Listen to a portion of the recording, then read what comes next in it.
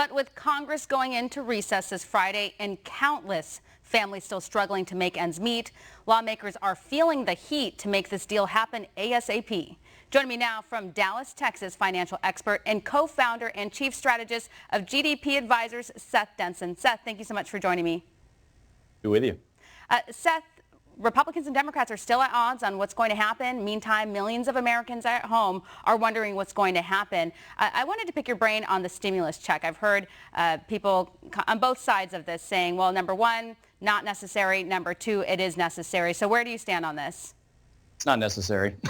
I mean, at the end of the day, maybe I can call my great-grandchildren and ask them how they want me to spend their money, because that's what we're doing at this point. The reality is, though, stimulus for what? What are they going to spend it on? And vast majority of Americans still are employed. So they're not losing their income, yet we're stimulating the economy by giving these people more money. Why not utilize that more money where it's needed the most in these areas of our economy where the government has forced shutdowns? That's how we utilize that money more effectively.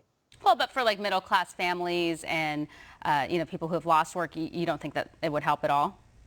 Oh, I'm not saying that. I'm saying that there are certainly segments of our economy where people do need that money. But to paint this broad brush and say we're just going to give this money to everybody, whether they've lost their jobs or not, whether they've actually been financially impacted or not, I think is not responsible use of the taxpayers' money. And that's the real challenge here, is we need to make sure that we're being a little bit more poignant and specific as to where we're spending this money, because, as I mentioned earlier, this is now our great-grandchildren's money. Do you like the Republican plan so far?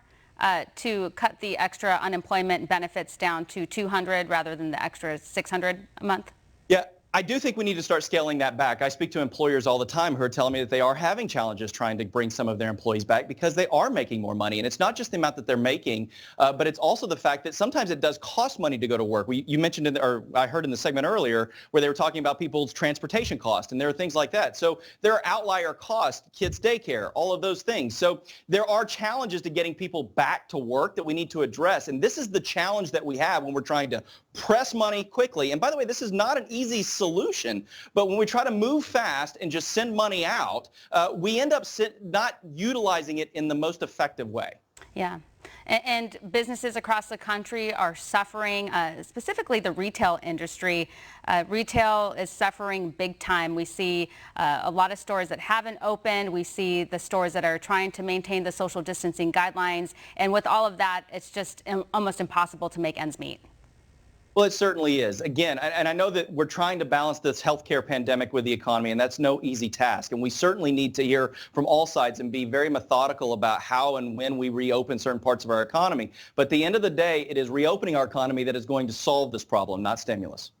And you think about the winners and losers during coronavirus, and there are some winners and definitely some losers. But as for the winners, apparently the healthcare profits are just skyrocketing for various reasons. So I'll let you explain that.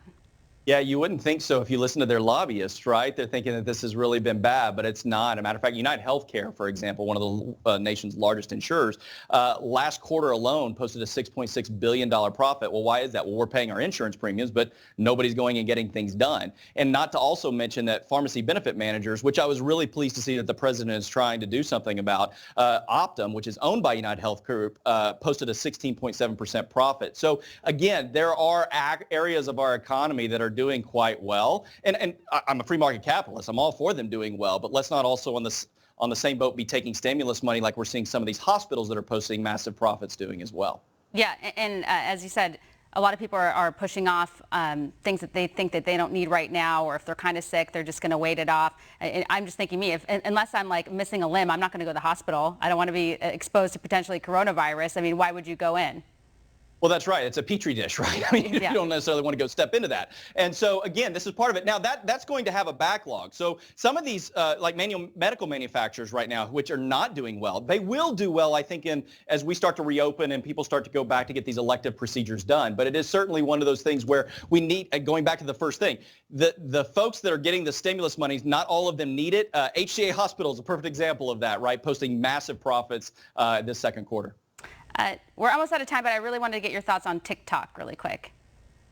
Yeah, well, I'm getting a whole people in glass houses, right, with China trying to say that we shouldn't be stealing IP. We're not. We're actually trying to buy it, which is not what China does. They actually steal it. So, I think this is an interesting play. I'm fine with seeing the president push hard to say, no, if this needs to be allowed in the United States, then an American company needs to buy it, or at least somebody that we can trust maybe with that technology. Yeah, and we've known for quite some time that it's a national security risk, that they're stealing information, and we just can't have that. And President Trump has made it pretty clear that he wants to ban it through executive order. So we'll see about that. Anyways, we got to run. Thank you.